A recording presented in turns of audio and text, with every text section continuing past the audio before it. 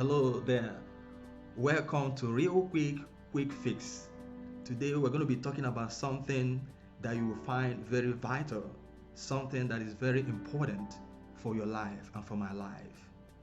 Let me begin by asking, have you ever found yourself in a situation where you begin to make one of the following statements? I will do that later. This is not the right time. I'm not caught up for that. I'm not in the mood to do that. And similar statements. If you find yourself having these statements coming out from your lips, then you must be suffering from procrastination, which is an attitude of avoiding to do something you have to do at a certain time, leaving it for some other time, and even ending up not doing it at all. Procrastination is a thief of time. Procrastination is a dream killer. Procrastination is the cause of most of the missed opportunities for many people in life. So in this section, we want to be looking at the immediate triggers of procrastination. I will also be telling you about the root cause of procrastination. It is not what you think. There are many things people have said about procrastination, but you have an opportunity to hear the real gist, and you have to wait till the end of this video. Remember the times you have signed up to go to the gym and you never see yourself going, or you plan to undertake something and you find yourself giving excuses why you will not want to do it, or you try to put it off for some other time. You have the gist with me today.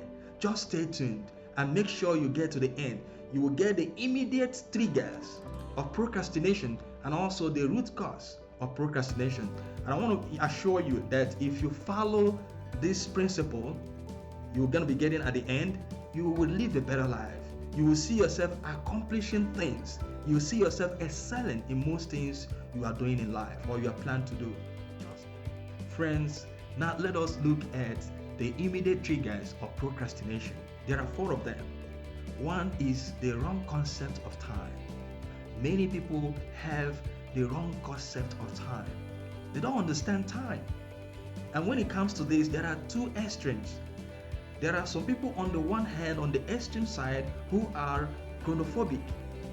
Goonophobia is the irrational fear of the passing time. We think that there is no time, therefore we cannot act.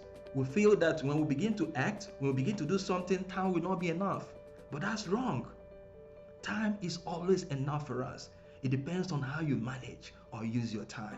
If you don't use your time, if you don't manage your time, time will slip by. And that is why it is normally said that time waits for no one. On the other side are those who are lax with time, laxity with time. Laxity with time are those people who feel that there is enough time. Those who feel that, well, there's still time to do this. And they will now realize when it is coming to the end of their project that they don't have time to do what they wanted to do, because they felt that there's plenty of time, that time is so abundant that they can use it anytime. And some people tell you that they do well last minute. Look, let me tell you, you can do better. You do well, but you can do better.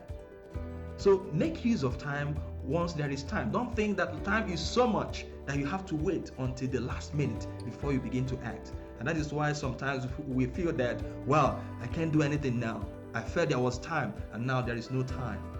Second is the fear of failure. It is also called achitophobia. This is a situation where people are always afraid of starting something because they feel or believe that they will fail. Already they see failure when they want to start something. So because of that, they restrain or they refrain from doing that. So it is irrational. Let me tell you, failure could become part of your success story.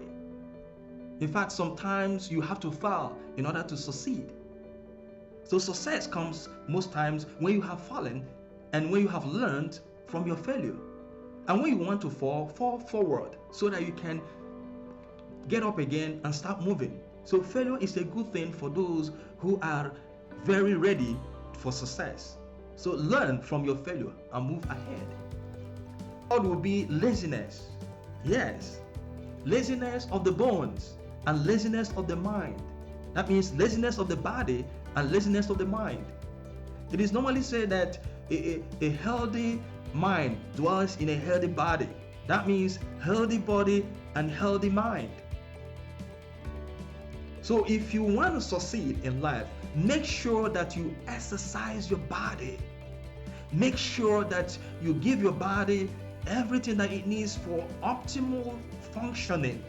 When you are healthy, when your bones are strong, your mind will also be strong. And together, these two faculties in you, these two components of you will begin to work together, supported by your spirit, and you begin to do things the way they should be done. So you have to get out from laziness. When you are lazy physically, when you are lazy bodily, your mind will begin to get lazy. Your spirit will begin to go low. The fourth will be distraction. Oh, that is where we all fall prey. We all fall prey to distractions. My dear friends, there are two sets of people who are important in our lives: your family and your friends. But they could also become objects of distraction. Yes, your family is good. I mean, you have to love your family, you have to do everything for your family, but there comes to a point when your family becomes a distraction for you to move from one point to the other. And that is the time for you to be very careful. Another component would be friends. Friends are good. We love our friends. We want to be around our friends. But sometimes your friends will also become time wasters for you.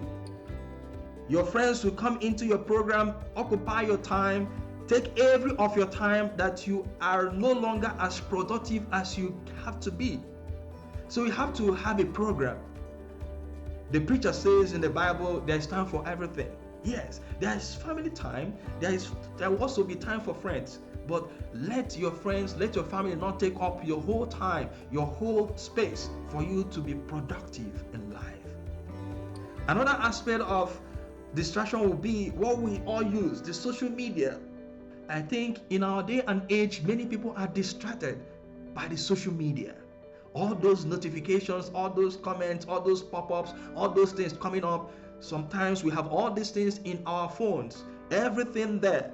Any little thing you are saying, yeah, what's going on? Any little thing you are checking your phone, and then you are distracted. How can you achieve great things? How can you succeed in life? How can you write that book? How can you complete that job?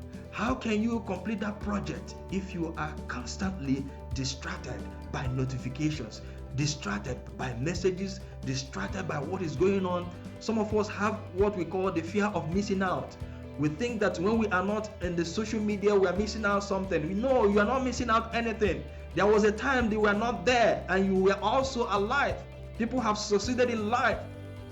Great men and women we mentioned today, they didn't have social media, yet they succeeded.